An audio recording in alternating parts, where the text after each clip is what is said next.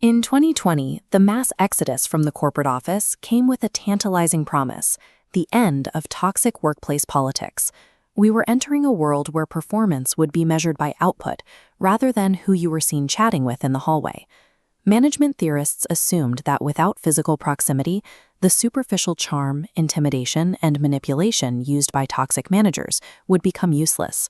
The informal networking that dictates career advancement migrated into direct messages, private group chats, and the brief banter before a video call officially starts. By assuming that office politics had disappeared, we unknowingly walked into an unregulated digital arena where the old rules of survival no longer apply. Today's hybrid workforce is fractured. Teams are permanently split between those sitting in the physical boardroom and those trapped inside small digital windows on a monitor. This illustrates a dangerous flaw in hybrid work: proximity bias. Managers consistently favor people they physically see every day. To compensate, remote workers must manufacture digital visibility, engaging in deliberate over-communication and scheduling constant virtual touchpoints just to remain on leadership's radar. At the same time, some organizations have deployed awareness technology, software that tracks keystrokes and monitors idle time to micromanage unseen employees. This combination of digital invisibility and humiliating surveillance has fractured the corporate social contract, forcing employees to develop sophisticated digital defensive strategies to survive. Generation Z is the ultimate catalyst for change in this environment. As the first true digital natives, they carry a reflexive skepticism toward opaque corporate hierarchies and institutional authority. When they encounter toxic management, they refuse to suffer in silence.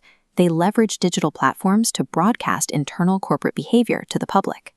Terms like quiet quitting and loud quitting represent a strategic withdrawal from uncompensated hustle culture. Broadcasting these patterns online forces organizations to have honest, structural conversations about mental health, burnout, and professional boundaries. By stripping corporate power of its secrecy, Gen Z is pulling informal political dynamics out into the harsh light of public accountability. In this new environment, verbal hearsay is dead. The most formidable weapon an employee has is data permanence. The 2017 collapse of Uber's executive leadership serves as the definitive case study for this shift. CEO Travis Kalanick established a corporate value system based on extreme aggression. It created a top-down political structure designed to protect high-earning managers from the ethical rules that governed everyone else. Site reliability engineer Susan Fowler experienced this firsthand.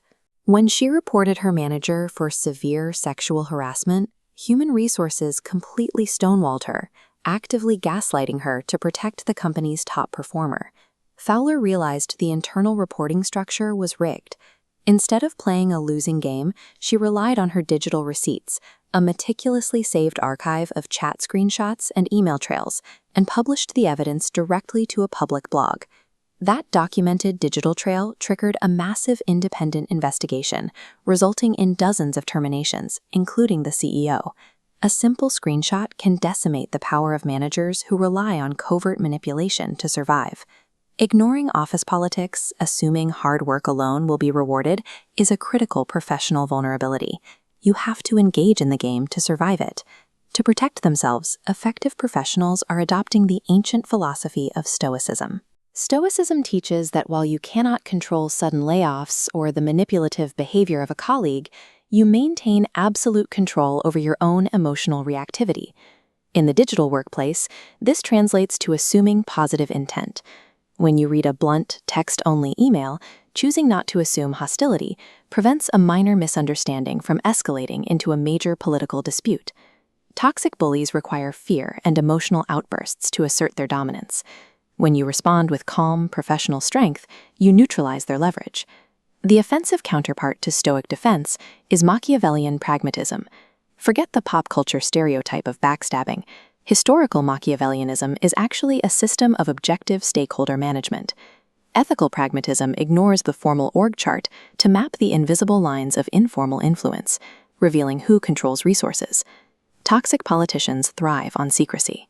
By sharing information openly across departments, you starve them of the power needed to manipulate the system. Office politics is an inescapable corporate machine. By actively managing your digital visibility, meticulously keeping your receipts, and wielding influence ethically, you can transform a toxic battlefield into a collaborative engine for your own success.